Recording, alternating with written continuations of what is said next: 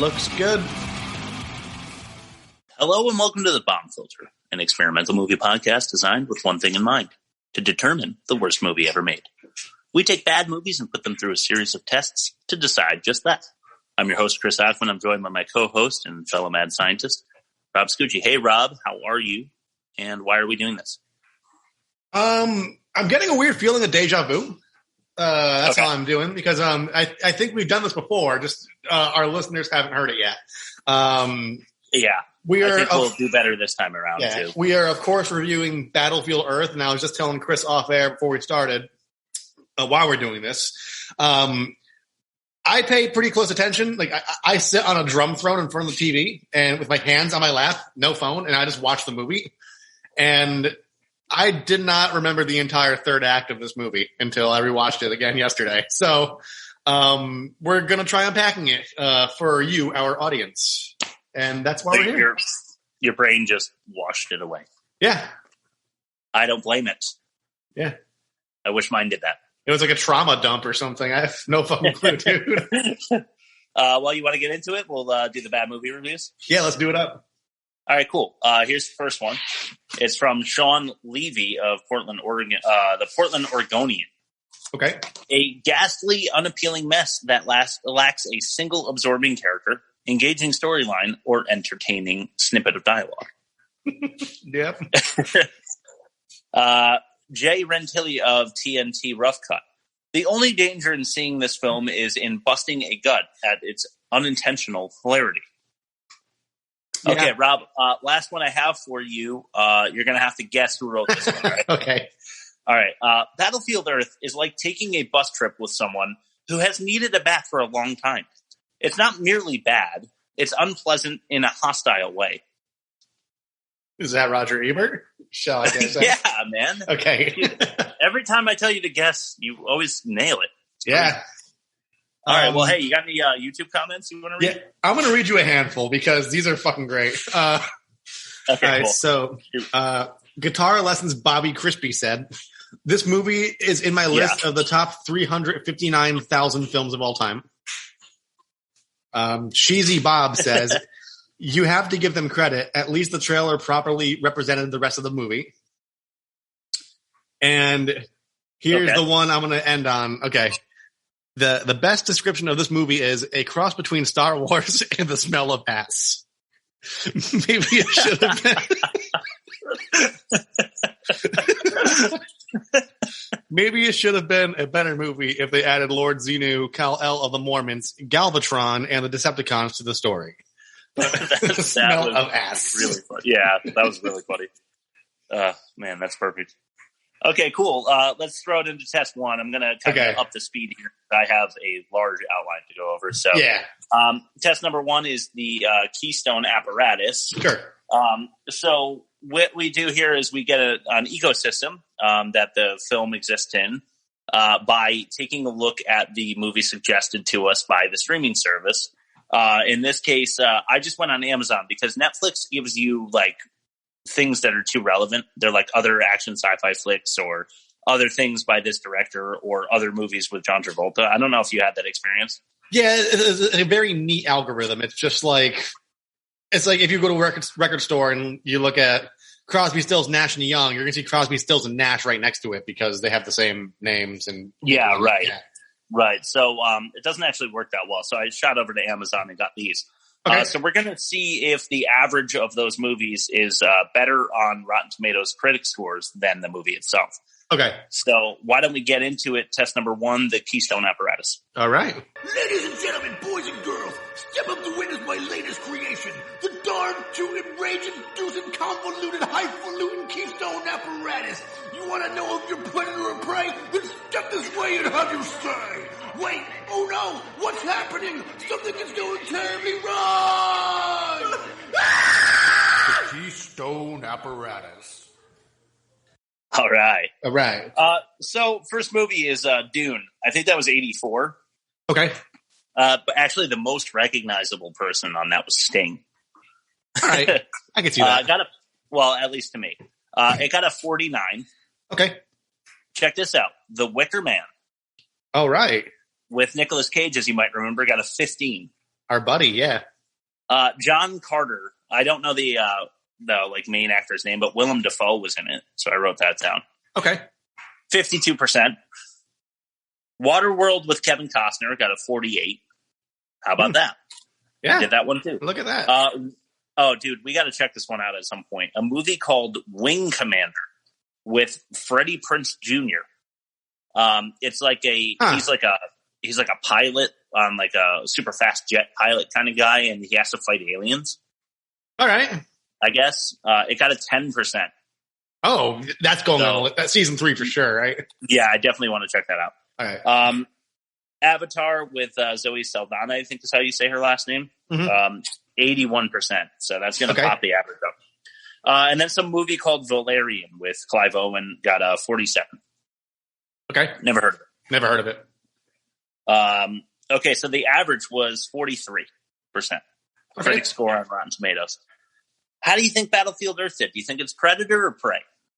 I think it's Prey. And once again, we did a pilot episode on this. I don't remember what it got. I'm going to say 17. Okay. It got a 3. Okay. So that is a negative 40. And it is very clearly Prey. Yes. So just to give you a comparison there, last week we did George of the Jungle, and it got a plus 27, and it was a Predator. So that is a 67% swing. Wow. Okay. Yeah, that's huge. Just to give you a taste for how bad this movie actually is. Yeah. Okay, that's test number 1. Let's move on to test number 2. Okay.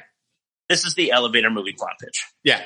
So one way to explain how bad a movie is to just try to go over the plot of the movie. If it's succinct, if it's clear, then it's a good movie. If it's long and it's convoluted, it's a bad movie. So our new gold standard for the bomb filter is The Big Lebowski, which had a 13-second runtime. Yeah. So any seconds over that 13, we're going to start counting. So Rob's going to start a stopwatch. And I'm going to deliver the plot pitch that I wrote for Battlefield Earth. So let's get into it. Test number 2, the elevator movie plot pitch. Hey, I gotta show you my script for this movie that I just came up with. It's, have you ever seen Top Gun? It's like the guy from Top Gun, but he works at a mall. And okay, so it's the night of the he's trying to hand out those little lotion packets as a sample. Hey, sir, I know you're in a hurry. Would you try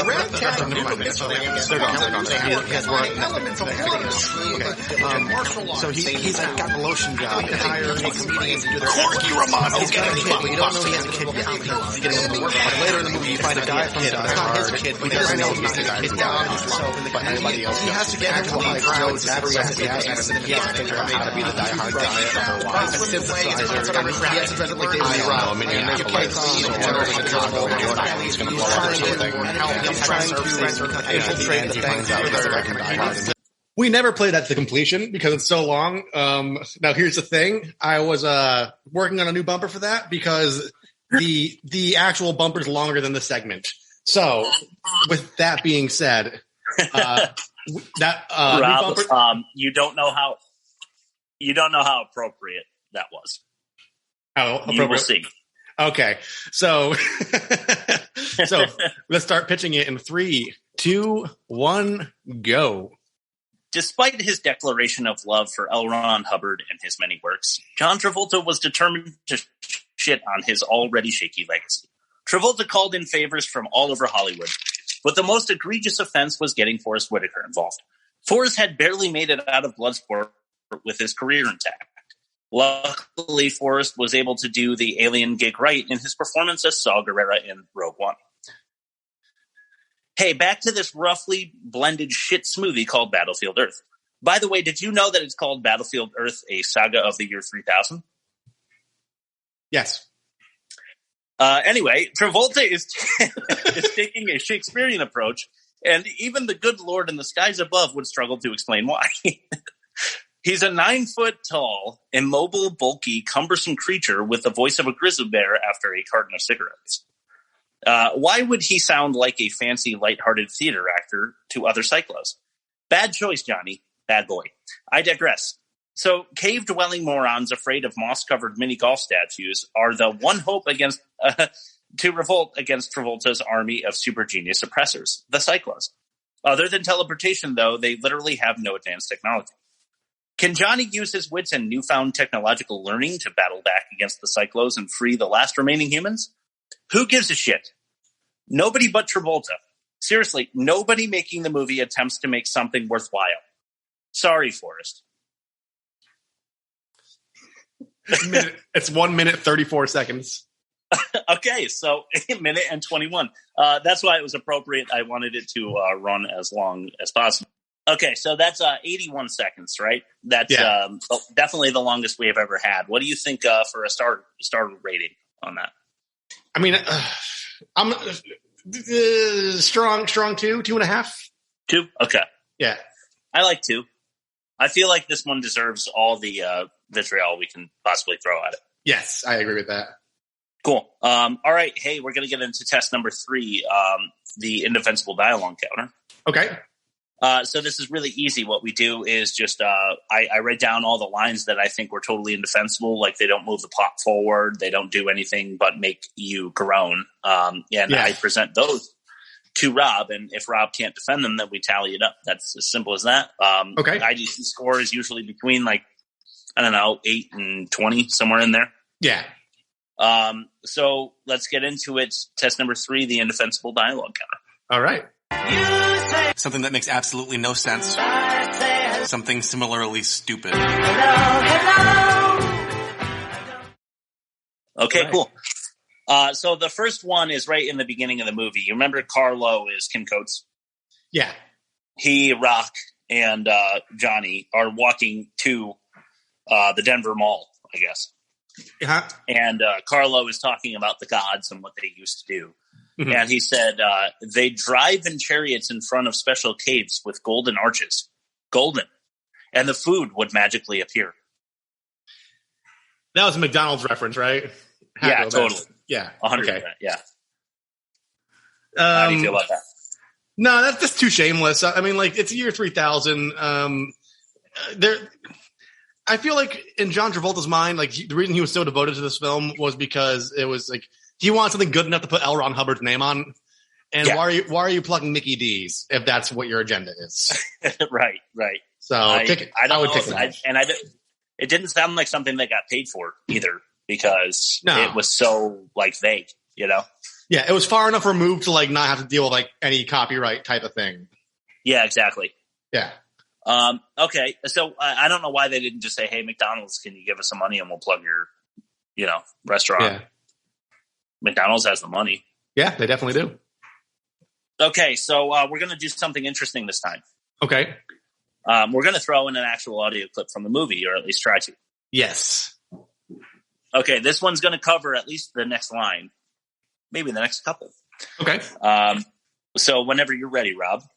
Okay. Clip number 1. All right, and this one's going to run a little long. This is the longest clip we're going to be playing, so let's let it rip right now. There must be some mistake. Oh, Home Office does not make mistakes. Of course not. But have you looked at my file, sir? It explicitly says that this is a temporary assignment. Yes?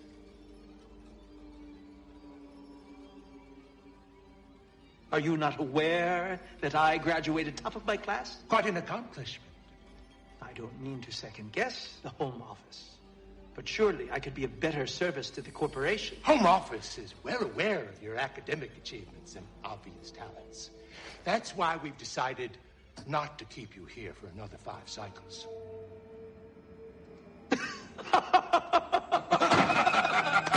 It's a joke. Oh, thank you, sir. I don't know if I could have kept my sanity to be here another 5 cycles. We've decided to keep you here for another 50 cycles. With endless options for renewal. With endless options for renewal. With endless options for renewal.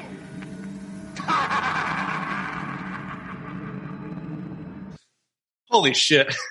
Yeah, unbelievable. Okay, so the reason that was so long, right, is because it holds 4 different lines of dialogue that I want to ask you to defend. So the first one is where he asks if you are unaware that he graduated the top of his class. Yeah. Do you want to defend that? No, it'd be on his HR file. They would know that. That would be on his resume. True. Yeah. We've decided not to keep you here for another 5 cycles. I mean, I love it's a setup for a punchline that really pays off. So, but still, no, because no, I'm not gonna say that. Number 4. Thank you, sir. I don't know if I could have kept my sanity. I liked that one. It made me laugh. Like, if I had a drink in my mouth, I would have spit it out. Okay, so defended or just it's like the blanket defense I do sometimes, just because it's kind of character development. So maybe we'll keep that one because he really wants to get off out of Denver for some reason. Okay.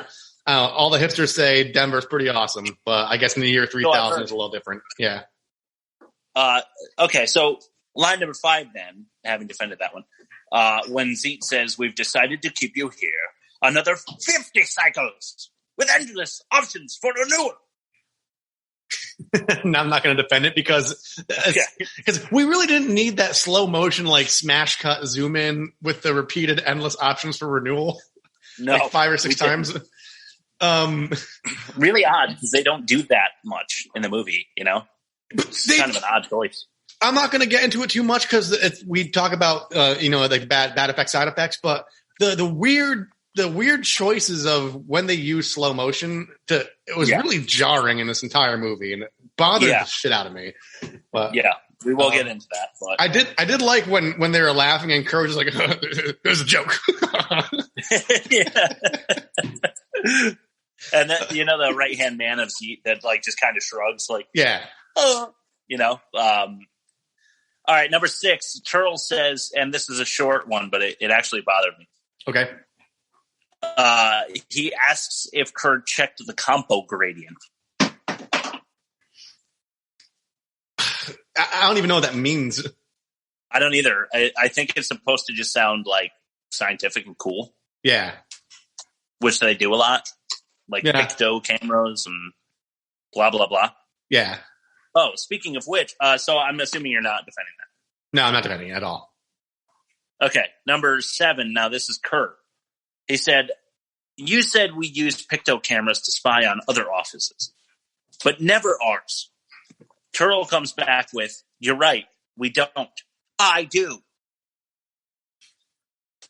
I'm not defending that, and any future time he may say that similar type of like double entendre where he does a little wordplay and he's like, "Ha, you've been double crossed." So I'm not going to defend that.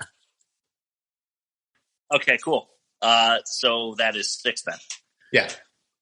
Number 8 is Zeet. So he's the same guy, the options for renewal guy. Yeah. He says, I hate these puny, undersized planets. The gravity is so different. Yeah. Terrible. I mean, they should, by mathematics, understand how the gravity works on a rock planet our size. Yeah. We do. Yeah. Okay, so 7. Number 9. I just grouped all 48 mentions of leverage. I didn't count, but something like that. Yeah, 48, 49. Yeah. Something like that. Terl for number 10. Speaking of leverage, we're really going to have leverage over them now. See how much they enjoy rat? How slowly they eat it? It's how fucking stupid. It's we mentioned this in a previous podcast. The character on the South Park episode Aspen, the Stan Darsh guy. Yeah. He's exactly that. Like every chance to like sabotage or get one up on someone, he's I'm gonna dump sand all over the ski slope, and like when he's setting up all the traffic, like Stan's just whizzing by him. Like that's all he does in this entire movie. He's like, oh, they love rats. It's so fucking stupid. As Johnny flies by him. Yeah.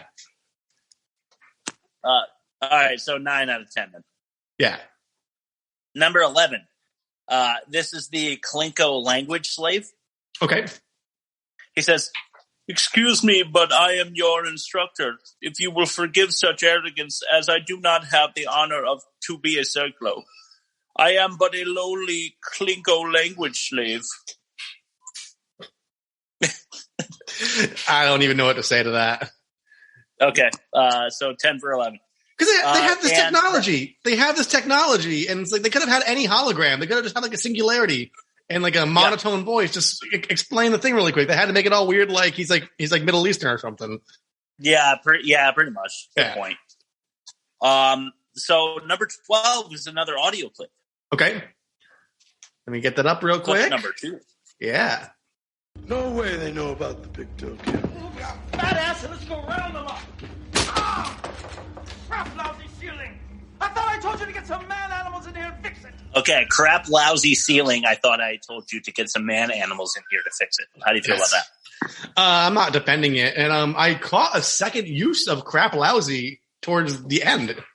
Yeah, I think there are a few actually. Are there? Okay. Yeah. Okay, so number 13. This is Johnny now. Okay. It's called a triangle. If all these sides are equal, then these 3 angles must also be equal. It's the basic foundation of Euclidean geometry. I'm not defending that. Yeah, I wouldn't either. So I have a recent revelation personality theory, and this just applies to people. Right. You know, you ever meet somebody who is like newly an atheist or newly into yoga or like newly vegan or something like that, and that's all they could ever talk about? Recently enlightened, yeah. Yeah, okay, yeah, enlightened is probably a better way to put it. But yeah, it's extremely annoying. And I know, like, I do too. Like, when this podcast was brand new, I was probably bothering my friends and stuff, like telling them about it. I guess it's because it's what you consume your thoughts with most of the day. Yeah. You know, but that's exactly how Johnny's acting here. It's like mathematics and I learned biochemistry and blah, blah, blah, you know, and he's just like spouting off. Like, they have no idea what he's talking about. Yeah. He's just excited to sound really smart. Yeah, it's one of those things where it's like if he's the one leading the revolution and the revolt and stuff, he doesn't need to give them like all the brass tacks. All he has to do is be like, "You are A, B needs to happen. Yeah. Here's how we're going to do it. I know all the stuff to make it happen." And you don't need to give them all the nuts and bolts. You just give them the machine, like the appropriate machine, and they'll make it work. Exactly. That's how I felt too. Yeah. Number 14 is Terl again, and he's going to pop up. You know.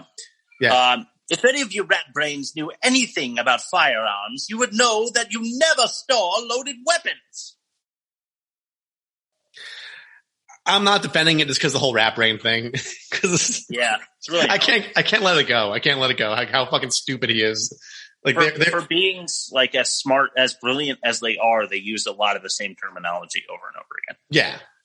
Like, one of the things I try to do, like when I'm writing out the outline, is to make sure I don't use the same word too often. I think that's a fundamental good writing technique, is to make sure you're not repeating the same words over and over again, because it's annoying and it makes you sound like you don't have much of a vocabulary. Yeah. So the fact that these guys are supposed to be as smart as they are, and they keep calling them rat brains and saying crap-lousy for crying out loud. Yeah. You know, it's like very annoying to me. Mm-hmm. Anyway, I'll move on. Terl again, number 15. All right. I'm sure you'll find plenty of recipes for raw rat. This is at the library. Yeah. No. Okay. Moving on. Right. Number 16. Okay, this is interesting. This is a random man animal. Okay.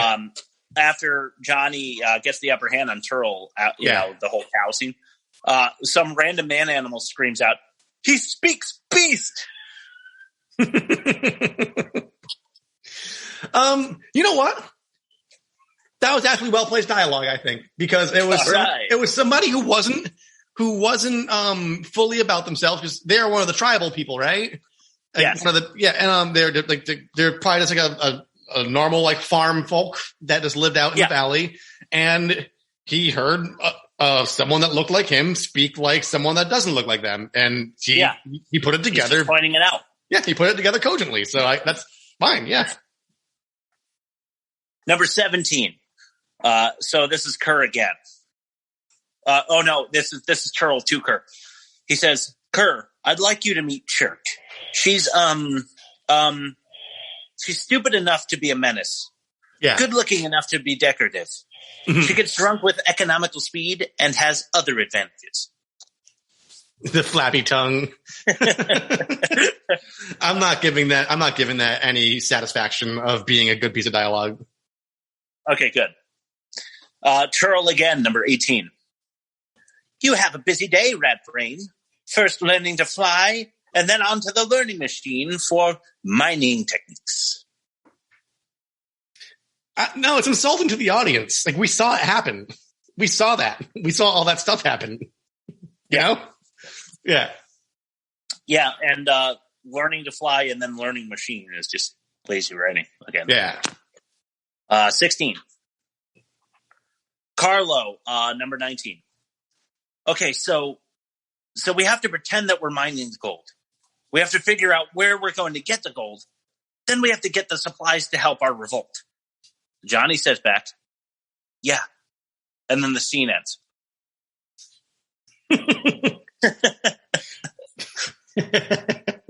No. Okay. 17 for 19. So 20 is Carlo again, and this is another collective. All of his piece of cakes. Okay. There's like 20 of them. I'm not going to defend it.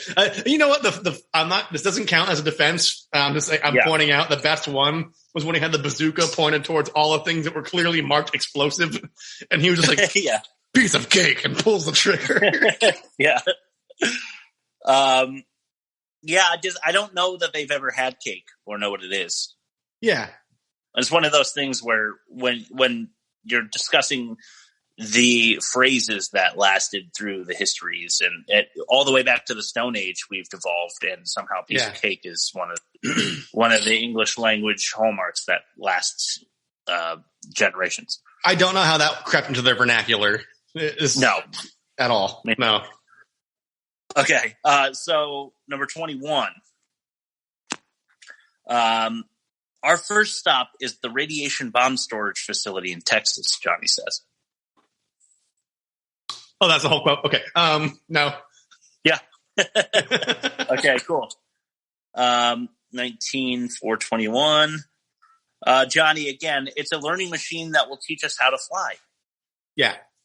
That's it. No, because he could have said it's a flight simulator. Yes, it says so on the side, and he can read. Yeah. Okay. 23. This is Ker. With all this money, I'm going to fire my wives, hire all new ones, pretty ones this time. And then he says, Kerbango. Well, here's the thing. If that's how courtship works in their society, like you purchase your wives, why do you buy 5 ugly ones in the first place? Good point. Yeah. Yeah, I mean, he has a decent job, right? He's like the clerk for the security chief. Yeah, couldn't he just have saved up for one really attractive one? Oh, that's what I would. Yeah. I don't know. I don't know how Kerr's mind works, but okay. So 21 for 23. Yeah. This is ridiculous, dude. Yeah. Okay. Number 24 brings us on to our third clip. All right. Playing it right now. I am going to make you as happy as a baby Psychlo on a straight diet of Kerbango.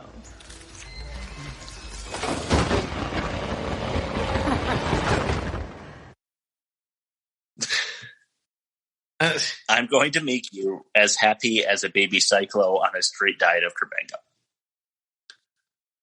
Isn't alcohol a depressant? Yeah. Also, wouldn't the baby just like die? I mean, Psychlo is not humans.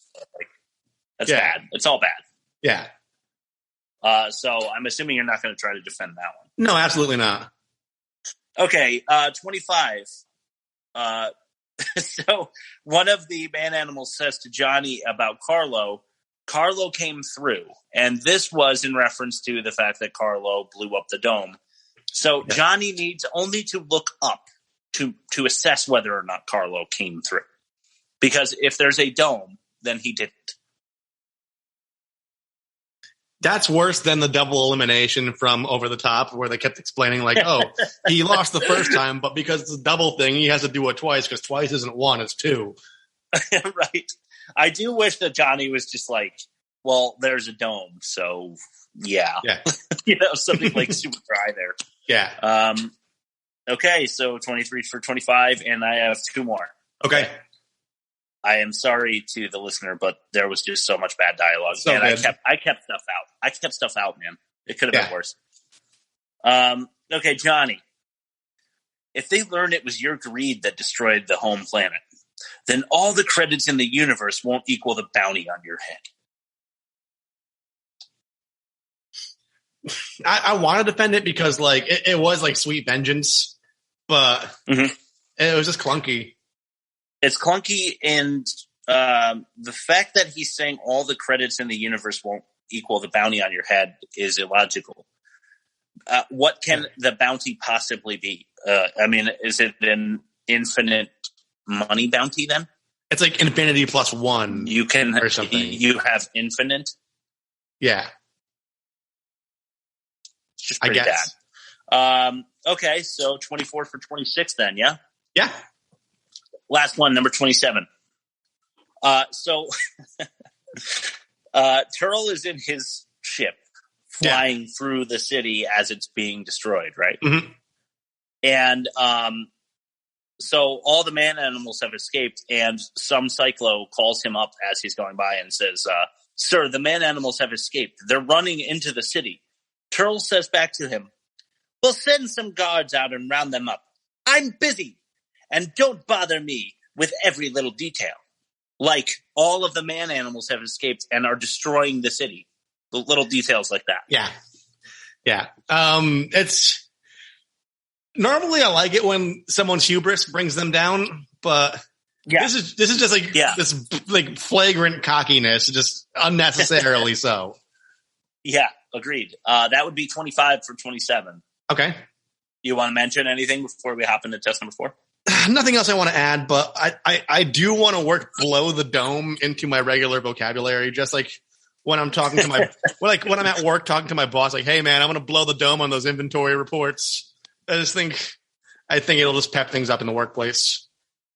That sounds awesome. I'm going to try to make that a part of my vernacular as well. Nice. Okay, cool. All right, so 25. That's a ridiculous score. Okay. Let's move on to test number 4, the emotometer overspill. All right. So this one, we get a sense of how much a person is overacting in the scene by adjusting our emotometer to the actual human reaction that would happen. Okay. So the maximum is 10. If you're at a 1, then you're way underacting. If you're at a 10, then you're perfect. Okay. Anything over 10 is overacting, so we jot down the score, right? Okay. So let's get into test number 4, the emotometer overspill. You blow a fuse, sing from the time cuts loose. The emotometer overspill, where screaming is king. Of falling in love. Right. Okay, cool. So we're going to try another clip here. All right, going right into it? Yeah, clip number 4. Okay, that's going to be this one. Have you ever seen one? Have you? Has anyone here ever seen one? A demon. A monster. A beast.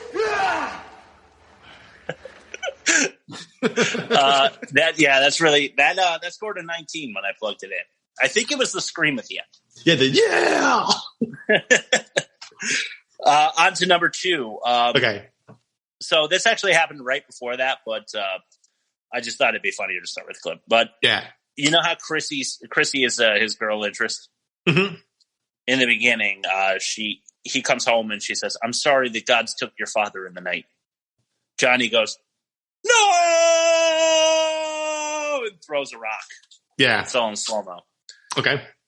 Cool. It got a 21. Yeah, that's fair. I mean, he appropriate reaction, I guess, if like the only family you have passes suddenly. But yeah. This wasn't believable, you know? Yeah, that's fair. Yeah. Number 3. This is a man-animal, just a random man-animal. Okay. My chest is on fire. I can't breathe. Ah! That's as they're on the ship. Yeah. They're coming back, right? So that got a 15. Didn't it remind you of Batman and Robin when their lungs were freezing? Yeah, good point. I didn't even think about that. Okay, so the next one I'm going to do here is Terl. Okay. Go figure. After Johnny shoots the Psychlo again, you know, after like Terl basically authorized that. Yeah. He goes, "Well, I'll be damned."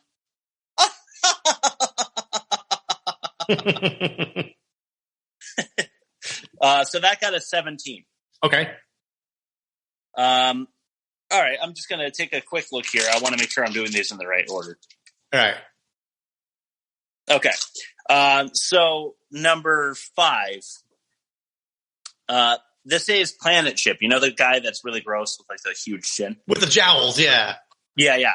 He goes, "Man animals operating machinery? Have you blown a head gasket? I'd be the laughing stock of the universe." Yeah. So I think it was mostly all the laughing. Yeah. But also I didn't like how he mentioned a head gasket. Like that's automotive. Yeah. I don't think they have cars. No. But that registered at 20. Okay. I'm going to keep moving along here because we have more.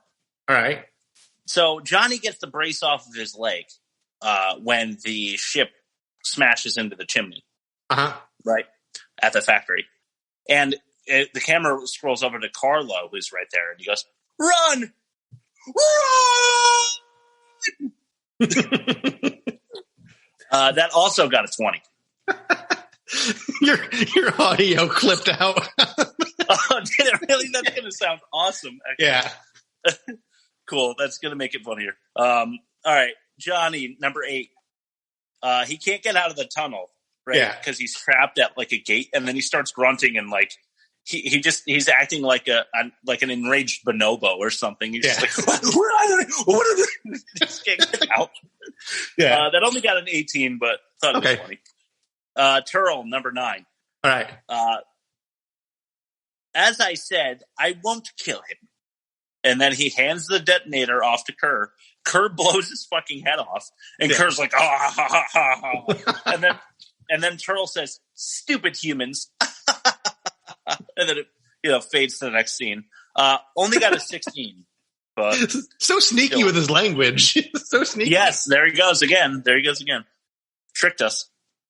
Number 10. Since you rat brains have had enough extra time to smelt it into bricks, I will now expect the rest in 7 days. That got a 21. That was kind of a big one. Yeah. Yeah. Okay, Terl again. He's guessing who else knows about Ker's tape. Yeah. Right? He says, "Oh, hell. It could even be our friendly bartender," and picks up the bartender's head like out of like the center console that he had. Like, yeah. And then he shoots off Ker's hand, which is also an overreaction. Yeah.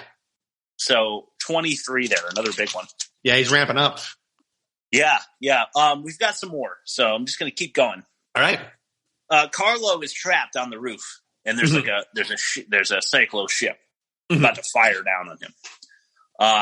He shoots a rocket at it, and it circles back and actually hits the Psychlo ship from behind. Yeah. Carlo goes, "Yeah! Oh, yeah!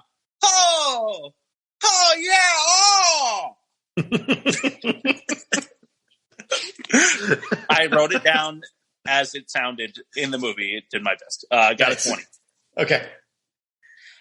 Number 13, random man animal again. As they're like shooting at the Psychlos under the dome, he just goes, "They're killing us." Only an 18, but again, funny, so it's in there. Yeah. Terl, here's a bit of dialogue. Okay. Psychlo War Center. This is the Stage 3 alert. I repeat, Stage 3 alert. Initiate the gas drone extermination sequence. Just a 20. Yeah. But I just wanted to make mention of the gas drone for sure. And that was definitely over it. All right. Okay, number 15. This is Terl at the very end to Ker. You imbecile! What kind of crap-lousy game are you playing? That's a crap-lousy. Yeah.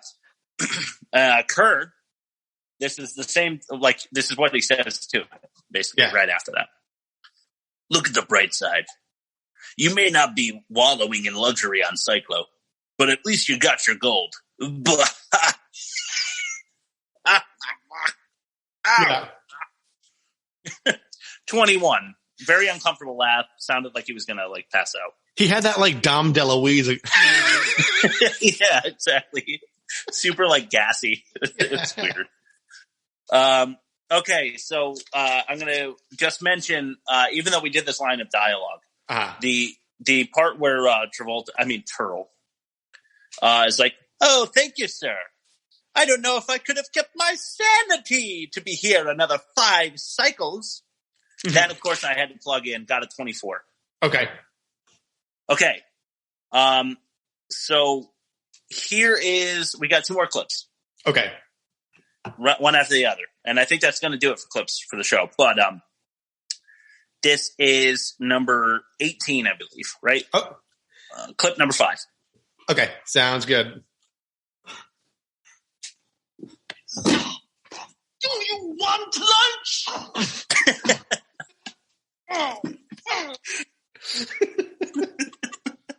It's just a naked rat is wiggling in his mouth.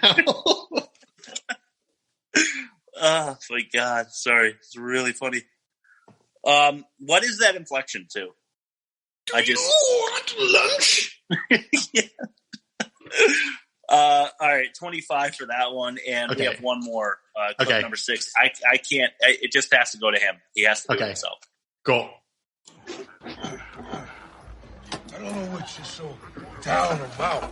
You still get to be head of security, which, from what I can tell, is a pretty cushy job. Well, I can assure you that I was not groomed since birth to have some cushy job that even a moron like you could perform. While you were still learning how to spell your name, I was being trained to conquer galaxies.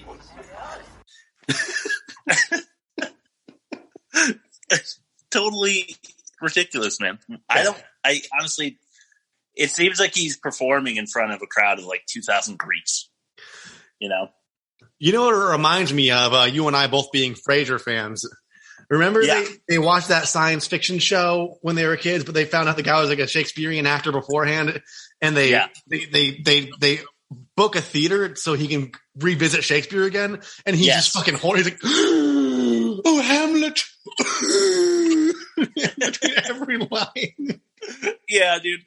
That was a great episode. I feel like the guy. What's up? I think the guy was kind of. Oh, sorry. I felt like the guy was an actual famous actor. Yeah. I can't place the face, but that episode was really funny. Yeah. So that sends Terl into the full-on ass cheek. No surprise. Okay. Yeah, absolutely. Not like last week when it was Beatrice Stanhope. This time we have a real battle. Okay. So let's send it on to the full-on ass cheek championship. All right. Ladies and gentlemen, let's get ready to ass cheek! Welcome, ladies and gentlemen, to the full-on ass cheek arena. Today we have an exciting and seemingly even match for you. Mr. Universe squares off with an oppressor of the citizens of that universe. Interesting. Let's send it down for our introductions. Welcome, ladies and gentlemen, boys and girls, friends from distant planets. Introducing first the challenger standing at 9'2", weighing in at 511 pounds. from Psychlo City, Planet Psychlo, Terl. And now, introducing your champion.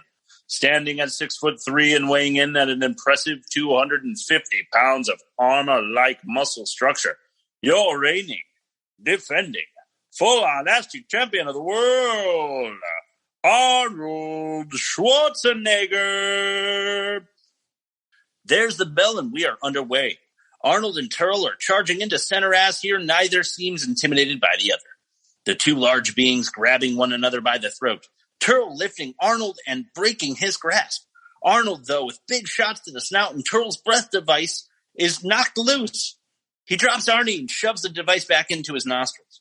Arnold, now more hesitant, pulls out a handgun and Terl pulls out his. Arnold with shots missing, but one connects with Terl's huge leg. Terl, undaunted, returns fire and connects with Arnold. The gun must have been on stun, though. Arnold is down, but not out. Terl going over to collect Arnold. But Arnold rolls away. Arnold now wetting the dirt. That's odd. Terl watching with surprise and beginning to monologue. No doubt he's telling Arnold about his leverage. Arnold using the time to cover himself in mud. Oh boy, I think he's confused. Psychlos don't use infrared vision. Terl seems annoyed that he's going to be battling a muddy man animal and is switching his gun to kill. Arnold rushes in and kicks Terl in the groin. Screaming now, Arnold has the upper hand. Punch after punch, Arnold is getting in some good licks. He pulls off Terl's breath gas. Terl, struggling, aims and fires. Whoa! He blows a huge hole through Arnold's chest. Ouch. That about does it. Poor Arnold. Back to you guys at the pod. Terl is your new champion. Wow. Yeah, Terl, was getting his ass kicked there, but one shot of a blaster, and what do you know? Oh, yeah. Yeah, it's intense. Yeah, that'll do it, man. Yeah. Okay, so on to your ad read, bud. All right, well, real quickly first. Do you see what I'm drinking here?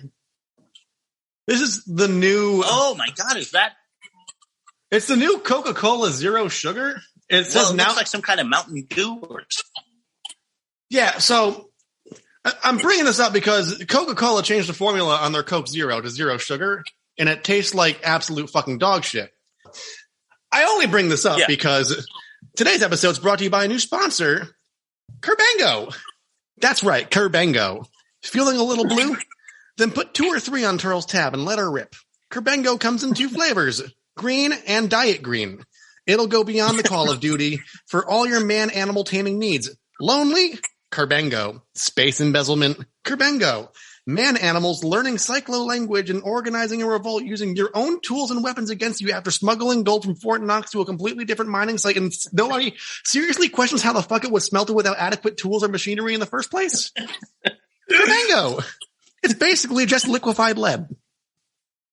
Oh, nice. Okay. I was wondering what the formula was, so thank you for filling me in. And, that sounds great. So I'm definitely going to pop one now that we got some freebies.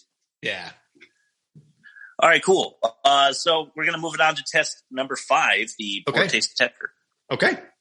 So what we do here is we flag potential hazards created by the film crew. So that includes, moments of homophobia, racism, other things that would be considered in poor taste today. So we're just going to tally them up. Let's get into it. Test number 5, the poor taste detector. Oh my God, you can't say that. It's 2021. Yeah. Okay, number 1. Terl allows a man animal to shoot another Psychlo. Yeah, it's just not really necessary. Not good. I mean, he could have just he has surveillance everywhere. He could have just viewed it instead of he didn't need to make a live action example.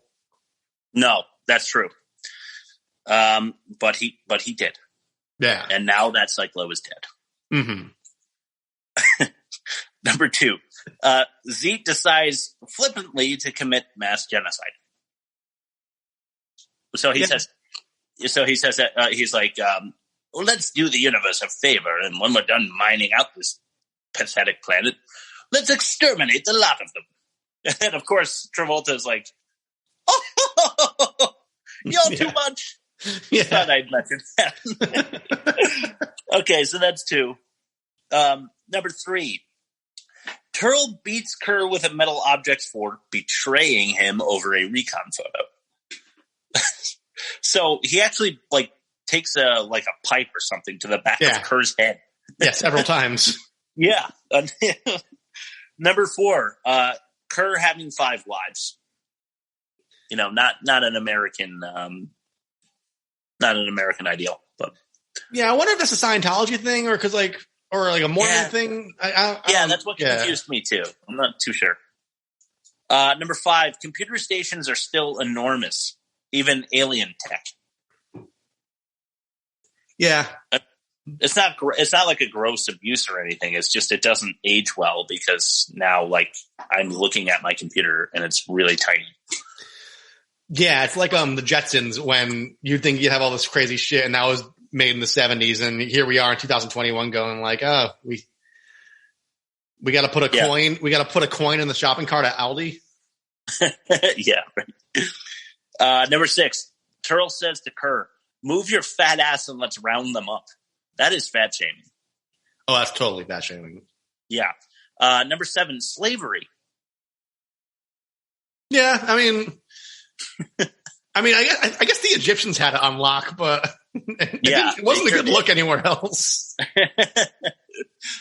All right, number 8, disabling cows for show. That scene. Yeah, we're gonna get into it, dude. Yeah, we're definitely gonna get into it. Yeah. Number 9, Terl agrees that Chrissy is one of the foulest looking creatures he's ever seen. That's just I don't know, pretty shaming. What is that? I don't even know. But she's not my type, but she's good looking. She's good looking for sure. Yeah. Number 10, Chirk has to sexually gratify Planet Ship for Terl's tapes. Yeah, with that flappy tongue. Yeah, all over that flappy man. Yeah. Not into it. Do you think she blew the dome? Nice. Well done. Well done, sir. 11, right after that, a female getting leverage. Ha! Number 12, all the caveman grunting. We haven't evolved that far. Yeah. Right? We know what cake is. That's the whole thing. I was listening. It was, I think it was the last podcast on the left when they were talking about the Black Plague in the 1400s. Yes. And basically throughout the literature and all they learned about it is the humans back then are basically the same exact humans we are now. Yeah. They had the same instincts, the same kind of mentality, the same social structures, all that shit. Yeah. And that's 600 years, right? So, yeah, I think another 400 years wouldn't devolve you that much. If it was I don't think so either. Yeah. I really don't. Plus, I think it would work slower backwards. I'm no expert, but I like to devolve. I think would take longer than to evolve. Personally, allowing Ker to be lead Psychlo after he blew off that guy's head. Yeah. So at the very end, Johnny puts him in charge for some reason instead of killing him, even though he blew his friend's head off and laughed about it. Yeah, I guess that's not nepotism, but it was just a kind of way of they have a use for him. There's an ulterior motive. Yeah. I guess so, for heavy lifting, maybe. Yeah. Okay, number 14, and this is a doozy. This is the last one, too. Okay. Black characters are in minority positions only. Yeah, I noticed that, too. It's you really can get away with a lot of shit in the 90s, huh?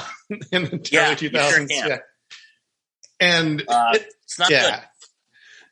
There's the bartender is a minority. Classical American definition. I don't even know if we should be using that terminology at this point. Yeah. And I guess Ker has a somewhat successful position, but of course it is not. He's definitely the lackey.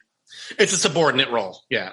Right. And then the only other black character I can think of is the very primitive black, tribal man animal. Yeah. So that about covers every black character in Battlefield Earth. And none of that is good. No. Okay. That's all I've got. You got anything you want to mention? Bad taste wise? I think you covered it all. No, I mean, I'm still just mad at the scene when Greener is just like going through everything he learned and teaching it to them. I just can't let go of that scene. Yeah. Because he's just, it's over their heads and it's not in poor taste, I guess. It's not like dumb shaming because he's trying to enlighten them, but it's just really fucking annoying. But I guess it's not really poor taste though. What do you think? Make it 15? You know what? Fuck this movie. Yeah, 15. Yeah, exactly. I agree. 15. Okay. All right. So we're going to move on to test number 6. We got 6 and 7, then some fun stuff. Okay. Cool. Yeah. Test number 6 is accounting for entropy. Okay. So another easy one. So bad movies rely too much on thoughts and, scenes that have already been done in other movies. Mm-hmm. So when you've seen it a number of times, it's a trope. And great movies still use them, but sparingly. Yeah. Bad movies use a lot of them. So we're going to account for that in test number 6, accounting for entropy. Obvious tropes. Brought to you by, he's right behind me, isn't he? We're gonna need a bigger boat, and well, fuck me sideways and call me Senator Blimpy. Okay, so they made the guy Rock in the beginning gross and rapey, so that you feel like he's an asshole just before he dies. Yeah. That happens a lot. Mm-hmm. Number 2, the overbearingly evil at every opportunity bad guy. Yeah. Terl has no complexity whatsoever. He is a trope. Yeah.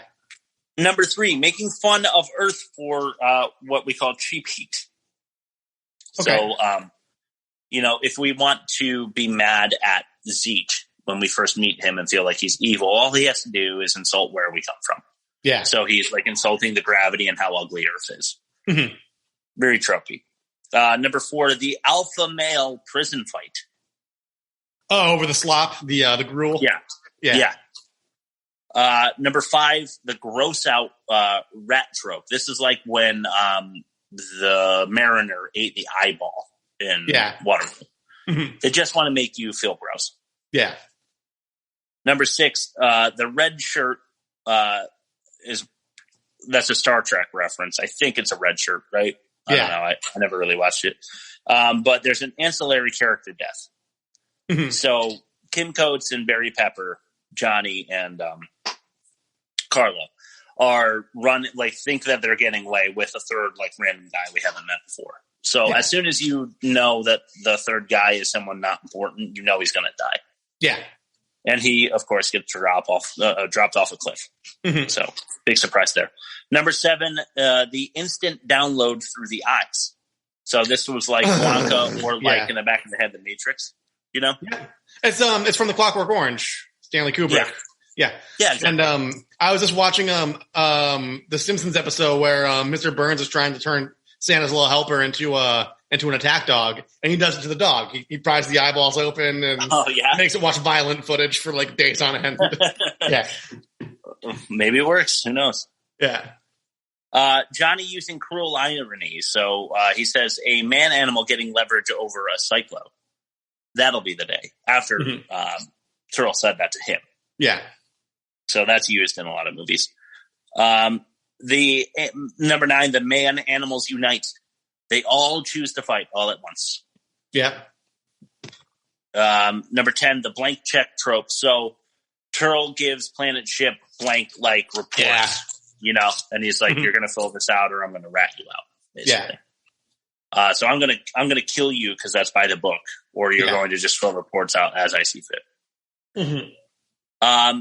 Number 11, the man-animal sacrifice where he says, let me do it, to Johnny about the nuclear weapon.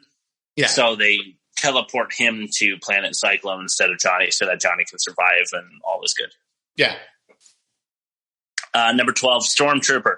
That's what we call it when the bad guys can't hit the broadside of a barn. Yeah, they have infinite ammunition, and you're just like running past the bullets. Yeah. Well, that's number 13 is that Matrix run through. Yeah, where Johnny is running in slow motion as everything explodes around him. Yeah, bullshit. That was like immediately after the Matrix too. It's like such a call to the Matrix. It's gross. Sidebar question: I've never seen the Matrix movies. Are they worth watching? The first is okay. The second one's okay. I don't suggest it. And the third one's terrible. Okay, so I'll watch the first one. Got it. The first one's awesome. Okay, one of my favorite movies. All right.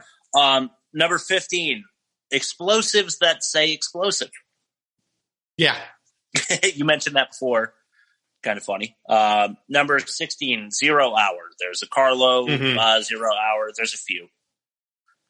Number 17: the Psychlos seem to be winning at the end there, but no, they don't. It's just a quick flip reversal happens in every action movie. Number 18: Fire in Space when Psychlo blows up. Yeah, no, that pissed me off. It's stupid. Yeah.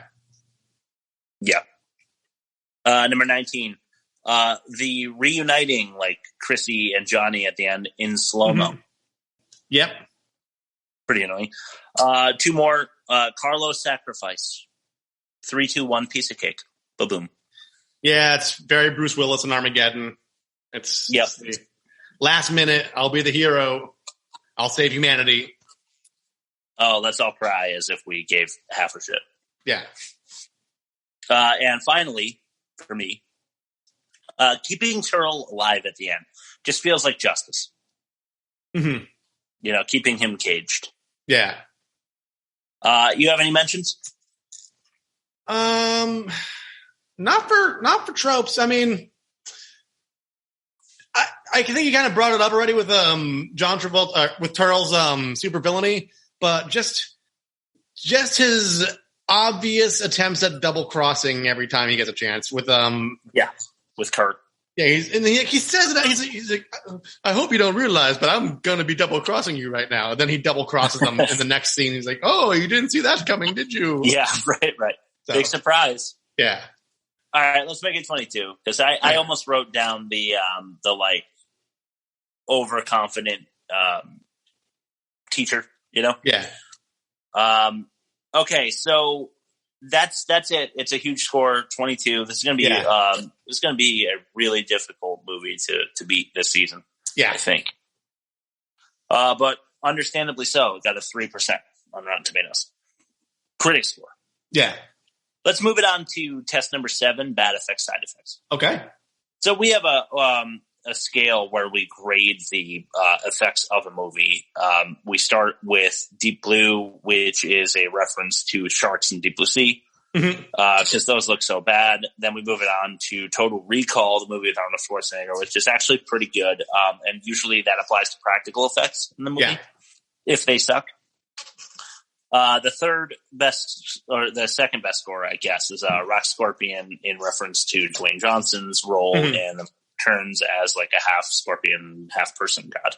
Yeah. And then finally, the best score you can possibly have is a Beowulf, where they made a movie that was all computer animation that was supposed to look real and didn't quite. So it was off-putting. Yeah. But pretty good. So that's our scale. We're going to add up all of the scenes where we wanted to mention the CGI and our scores, and then divide them by how many we have. And that will give us our score for bad effects, side effects. Bad CGI till the day I die. Okay. Number 1, right off the bat there, and I'm going to fly through these because there's a lot. And we still have some stuff to do.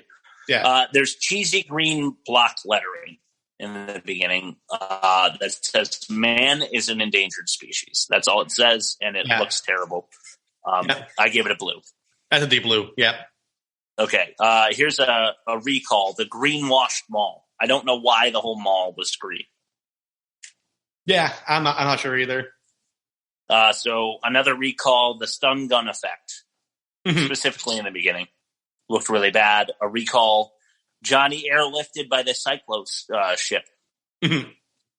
A a scorpion. How about that? That's fair. The human processing facility. Yeah. A scorpion. Okay. I thought it looked pretty good from the outside. The establishing shots of everything looked really good, and then when he like got on the ground level, it like started wavering a little bit. Yeah, for sure. I thought the teleportation looked good. Yeah, I give it a scorpion there as well. Sounds good. The slop looks nasty and looks totally unrealistic and definitely not sanitary. I give it a recall. Yeah. Planet Psychlo, I thought looked good. I give it a scorpion. What do you think? I agree with that. I think when they're showing it from above, I love those like sci-fi dystopian looking like neighborhoods and cities. I thought it looked really cool. Yeah. The ship hits the factory chimney. That looked like shit. I give it a recall. Okay. The magic tunnel camera. Deep blue.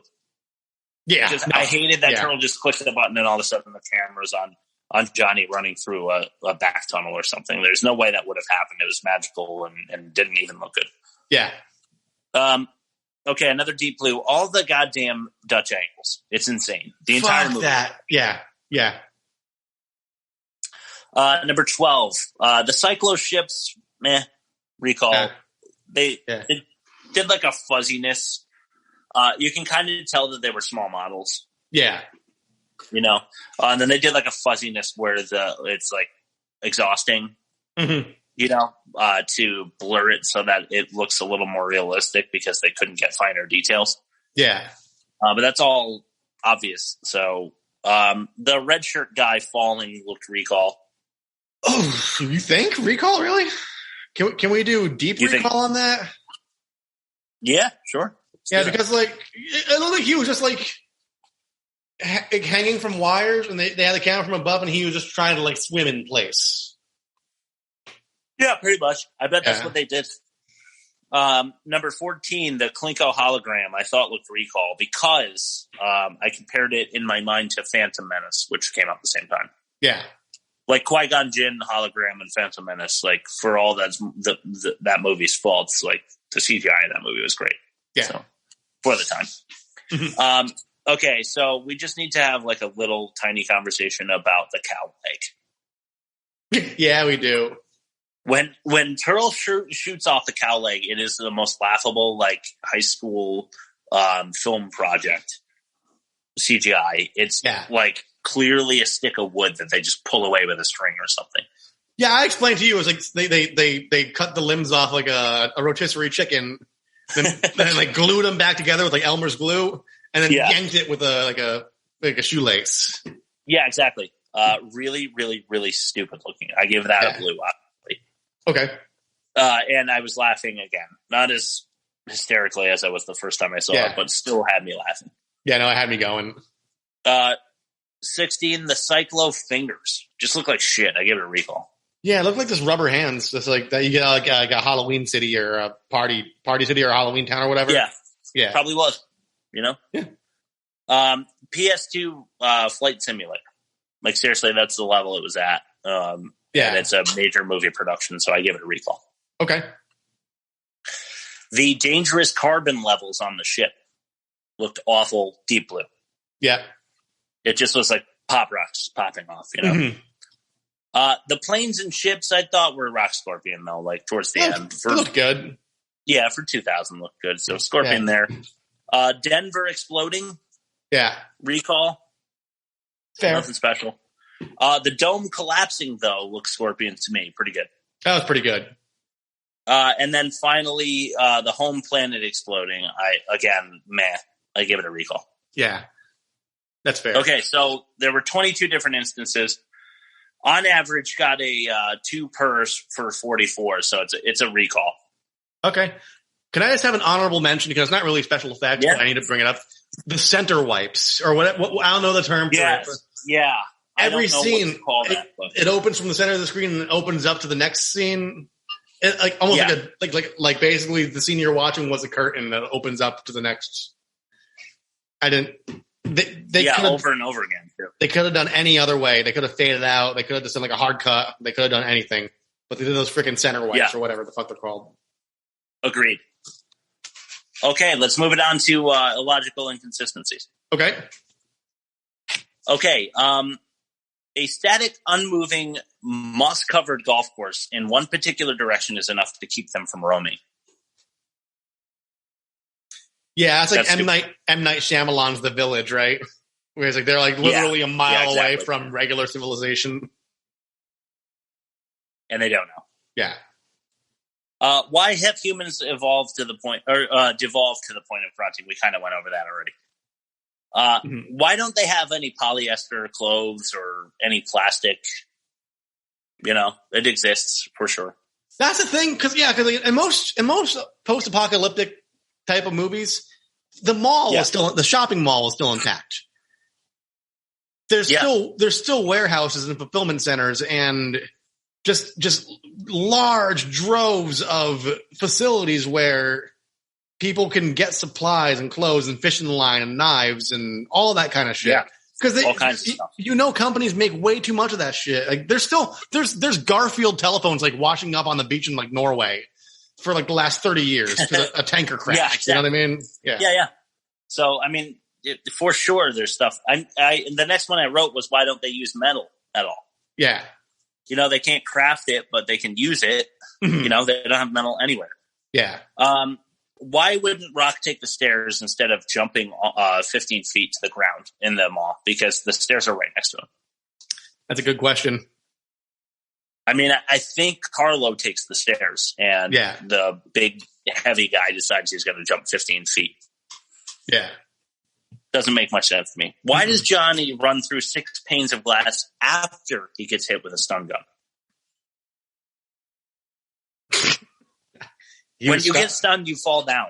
Yeah. You don't continue running through all the glass unless you want like a cool looking scene. Yeah. If they're gathering groups of humans at malls near the processing center, how many more humans exist? I mean, there's groups, like that was a giant group of people that they gathered. Yeah. And why are all these people hanging out near the Cyclops? That's true. I'm trying to think of a logical reason to explain these away, but I can't. It's just fucking stupid. Is Kerbango the only drink? I think it's the only alcoholic, because it's supposed to be like a beer, right? Is it like a beer or a spirit? Yeah, I guess so, yeah. I'm guessing either they are like self-hydrating or like they just don't show them drinking water or something. But yeah, I don't know. Pretty dumb. Yeah. Psychlos believe in heaven and hell for some reason. Yeah. That's pretty weird. Mm-hmm. Why choose Johnny and his friends to fix the crap-lousy ceiling and leave them unsupervised?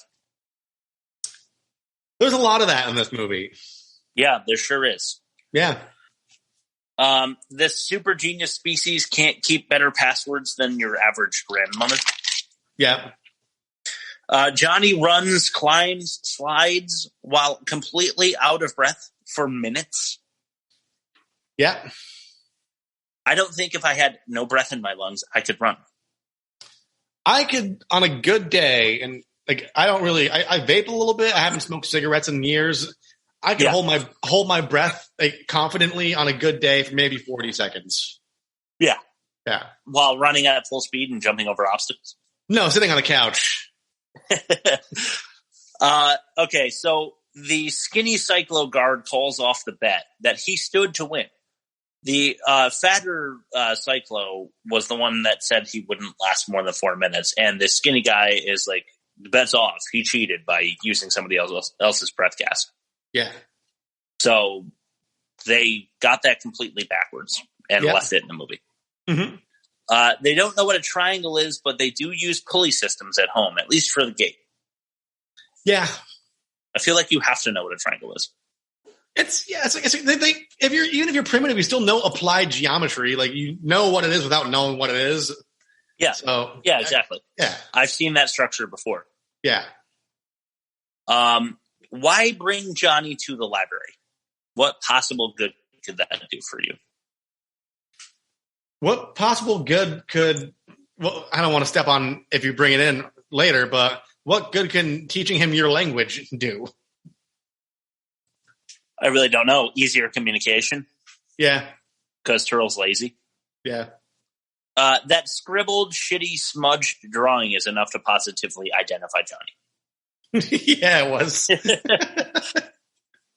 Why did he cut off his top knot in the prison? He just like cut his hair off and handed it to another guy. That confused me. Me too. Do you think we should watch a director's cut to see if they reveal why? Yeah, there's probably another scene that explains something about that. Why don't I like this one.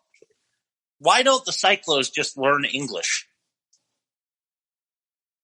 Yeah, that'd be smart. They have the technology to beam it into their eyeballs. Yeah.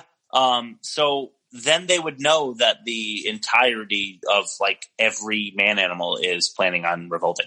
Yeah. Because they're screaming it in their cages. They just up and go to DC, no supervision. They go to Texas too. Yeah. No problem. Just go ahead. Do your thing. Terl doesn't check in, he doesn't look at them with any picto cameras or anything like that. Yeah. He could, just, real quick, but decides not to. Yep. Why is Terl okay with the bars being smelted? You mentioned this before. I don't know. And keep going. I will have a mention at the end of all of your points. There's one that really pisses me off if you haven't gotten it already. It involves the gold. Here's one more thing on the gold. If he wants gold so bad, why doesn't he just read about where the humans stored it and go get it like Johnny did? I got one better. Okay, go ahead. He's got a ray gun that detects whether or not something is gold. Can't they just amplify that signal and just spray it over the country and see what lights up on the map? Yes, I bet they could, or they should be able to. Totally insane. Yeah. All of the military equipment is still perfectly preserved and clean, functional and loaded, and it's been there for 1,000 years. Yeah. The flight simulator works. Mm-hmm. And cavemen learn how to fly jets inside of a week. Yeah. Johnny is a marksman, and the Psychlos can't hit anything. Even though all of them are trained, and Johnny just learned how to use a gun. Yeah. The Psychlos can hardly walk, so why don't you just wear smaller boots? Yeah. How about that? Why don't Psychlos feel pain? Yeah, they get limbs blown off, and they're like, oh. Whatever. Yeah. Shouldn't they have talked about a failed human revolution at some point in the movie? Like, humans have never tried to revolt. That would actually make it more like against the odds. Yeah. Where did all the revolutionaries get the breath masks in the dome? Dude, I have no clue. I don't either. Mask storage, I guess? Yeah. They have completely and utterly failed to make me care about any single character. I don't give a shit who wins, and I'm human. Good point there. This is something that really bugs me about the movie, because this was like John Travolta's baby. Like he funded, or he didn't fund a lot of it, but like he threw money down towards it.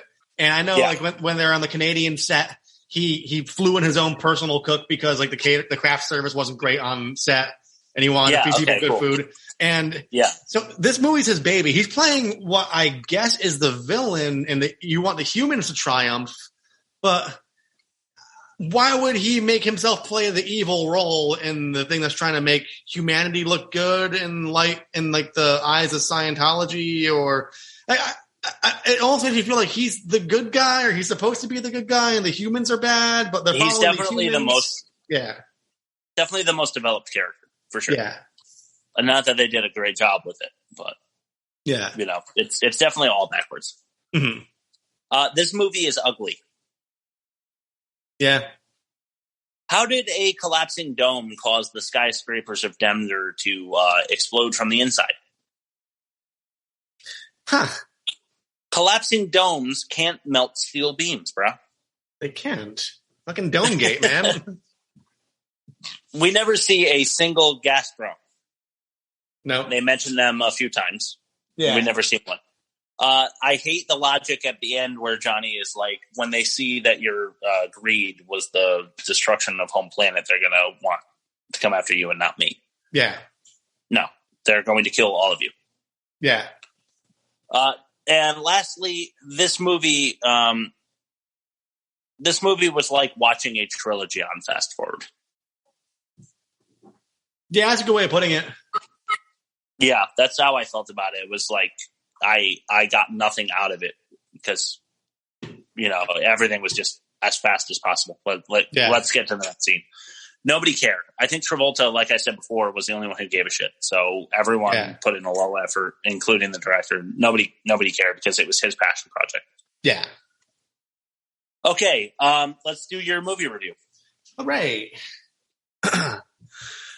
The most upsetting thing about this movie was that they tried. They amassed a massive budget to conjure up a film that was good enough to put L. Ron Hubbard's name on it, and this was the best they could do. Excuse my lack of technical terminology, but center wipes? Center wipes. Did they honestly think that looked good? Not to mention the Stan Darsh logic behind every single decision Terl makes. There is no poetic undoing. There is no savvy collusion. There is just a Psychlo repeatedly shooting himself in the foot and talking loudly about it the entire time. And Greener, molecular biology. He just learned molecular biology overnight, and it was a passing piece of dialogue. Fuck. I'd probably watch it again. What a film. I would too. I'm going to be honest. It's entertaining, man. It's fucking. It's solid entertainment. It's not good. I agree. Yeah, I agree. But that's because we're sick and we're doing a bad movie podcast that proves. Mm-hmm. All right, bad credit names, buddy. All right, let's do it. Number 1, Penny Charter. Okay, sounds like a cheap flight or something. Yeah. Sean Austin Olsen. That's just a rough last name. Yeah. Yeah. 3, Jeanette Begin. Okay. Number 4, Brian Begun. How about that? Number 5, Richard Dr. Bailey. Not Dr. Richard Bailey. He just wants to be called Doctor. He might not actually be. Yeah. He might not actually be a doctor. Yeah. Number 6, gotta do it, Barry Pepper. His name is Two Foods. Yeah. Number 7, Gasper Brabant. Okay. Number 8, Hudson Shot. Okay. That sounds like a bad guy. Yeah. Like a movie villain. Mm-hmm. Number 9, Fuck Nguyen. All right. Fuck the win. 10, Morgan Rector. Sounds dirty. Yeah, rector, rectory, rectum. Like I love all. Yeah, those are good. Yeah. Number 11, Marcy Grabber. Okay. Number 12, Marshall Virtue. Sounds like the good guy that takes out Hudson Shock. Yeah. 13, Johnny Gore. All right. 14, Flint Eagle. Flint Eagle. There's a name. Yeah. 15, Mike Flicker. Okay. 16, our old friend Mick Cuckers. Cuckers. That one always cracks me up. Number 17, Ike Battle. Okay. Ikkee Battle. Huh. 18, Giles Nutskins. Nutkins. 19, Big Harry and Little Mary Fitcher. Okay. 20, Jason Sachs. Okay. And 21, John Nutt. That's the best one. Yeah, that's for last. Agreed. Let's do the movie comparison, pal. Okay. Cool. Yeah, sounds good. All right, so George of the Jungle was a Predator, a 27 on the apparatus. Okay. Battlefield Earth, negative 40% Prey. So that goes to Battlefield Earth. Yeah. 81-second movie plot pitch with a 2-star against a 35 and a 4. So Battlefield Earth gets that one as well. Yeah. 25 for the IDC. Yep. Against 12 gets that one. Poor Taste. It got a 27 on the motometer. Okay. Which is huge. And I think that, so Beatrice got a 22. Okay. So that's another win. Okay. For Battlefield Earth, a 15 for Poor Taste against an 11. Okay.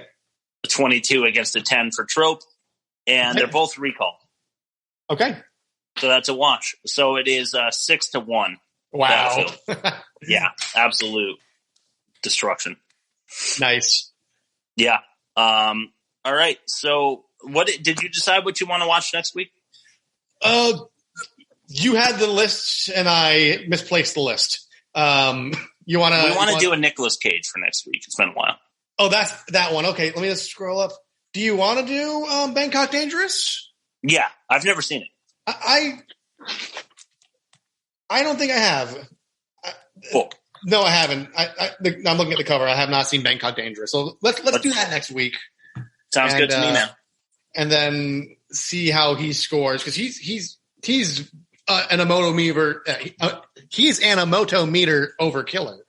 So he sure is overkiller. Yes. I like it. Oh, yeah. I like it. Okay. All right, that's the plan. So we'll do Bangkok Dangerous. I think it might be on Netflix. We'll take a look. Yeah. So check that out for next week. Rob, do you want to plug us?